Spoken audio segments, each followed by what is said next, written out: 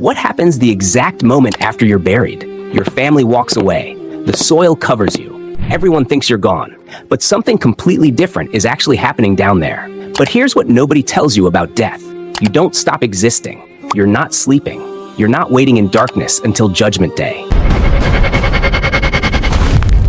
You're fully conscious, experiencing a complete unseen life.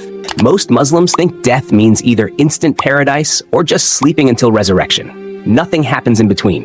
You die, then you wake up on Judgment Day. Wrong, absolutely wrong. But the Prophet Muhammad, peace be upon him, revealed something most people don't know. There's an entire unseen world between death and resurrection called Barzakh, the barrier. There are 7 stages every soul experiences. You're conscious through all of them. What happens depends entirely on how you live.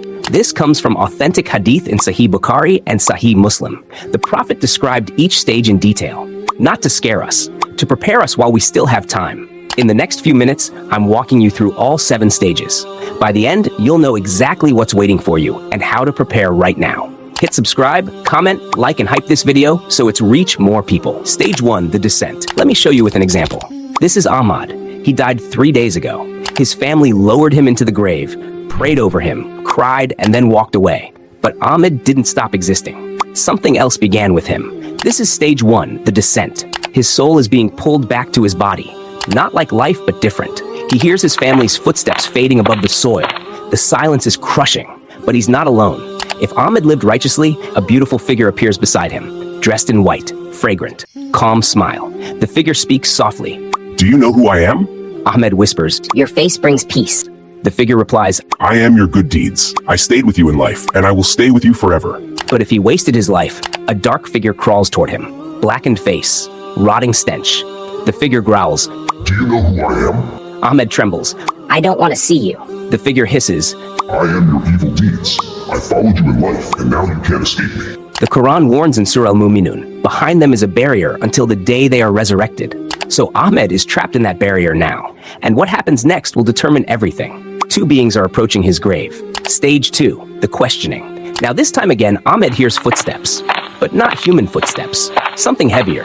2 figures appear in his grave, Munkar and Nakir, the angels sent to question every soul. Their voices shake the earth around him. This is stage 2, the questioning. They ask 3 questions. Who is your Lord? What is your religion? Who is your prophet? If Ahmed lived on his faith, the answers flow instantly from his tongue. My Lord is Allah. My religion is Islam. My prophet is Muhammad. His heart knows the truth. No hesitation. Light begins filling his grave. But if Ahmed only said he was Muslim without truly living it, his tongue freezes. I don't know. I heard people say something. The words won't come. His mind goes completely blank. Panic sets in as darkness closes around him. The Prophet warned in Sahih Bukhari, they will ask you questions your entire afterlife depends on. Which Ahmed will you be? The one who answers with certainty or the one whose tongue betrays him? Now the grave will begin to react to his answers in the next stage. Stage 3, expansion or constriction. Now suddenly Ahmed feels the walls moving around him. Something's happening to the grave itself. This is stage 3, expansion or constriction. If Ahmed answered correctly, his grave expands. The walls stretch out as far as his eyes can see. Spacious, comfortable, like a room in a palace. He can breathe. He can move. The earth that felt heavy a moment ago now feels like soft cushions. But if he failed the questions, the opposite happens. The walls close in, squeezing, crushing his chest, his ribs pressing into each other. The pain is unbearable. He can't move, can't breathe properly. The earth itself is punishing him. The Prophet said in Sahih Muslim that even the righteous feel a gentle squeeze at first, a reminder of their humanity. But then it releases like a mother's embrace. Same piece of ground, 2 completely different realities. Your deeds determine which one becomes yours. Ahmed's grave settles into its new state. But something else is happening now. The darkness is changing in the next stage. Stage 4, light or darkness. Now Ahmed's eyes adjust to his surroundings, and then he sees something. This is stage 4, light or darkness.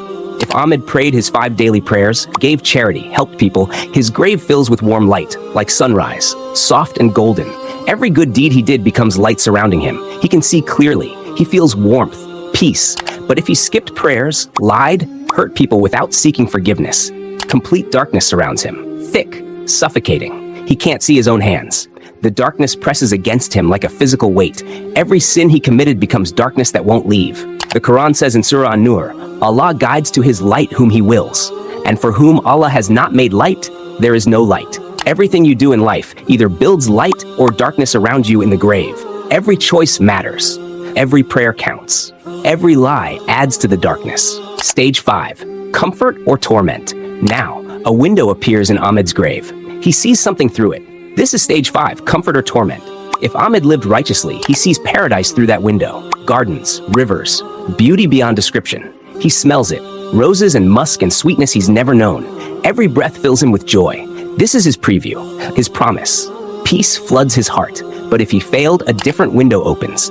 Hellfire. He sees the flames. He feels the heat on his face. He smells burning flesh and sulfur. Terror grips him. This is his preview, his warning. He tries to look away, but he can't. He can't. The window stays open.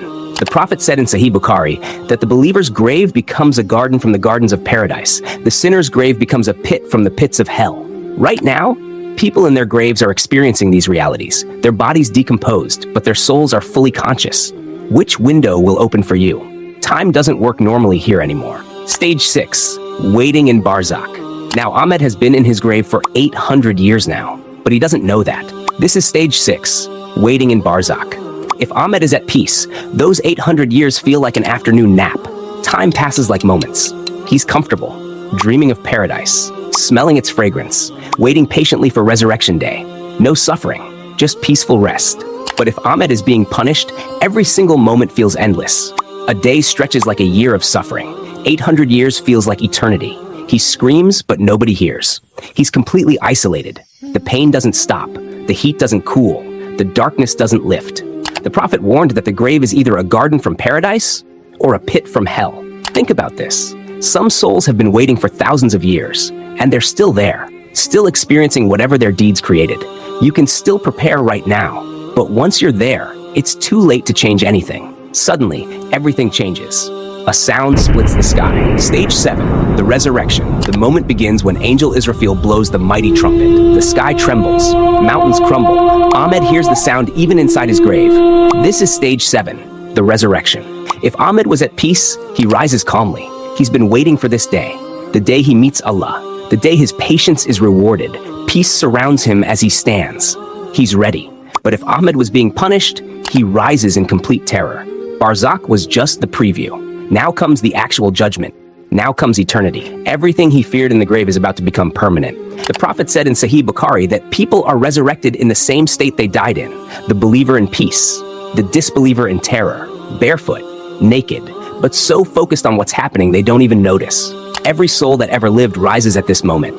Billions of people, all facing the same reality. Judgment Day has begun. The 7 stages of Barzakh end here. Your eternity begins. These 7 stages are waiting for every single person, no exceptions. The Prophet said the grave is the first stage of the hereafter. Whoever passes through it safely, everything after will be easier. So ask yourself right now, what will your answers be when the angels arrive? Will your grave expand or squeeze? Will you be surrounded by light or trapped in darkness? The beautiful truth is, you're still breathing. You can still prepare.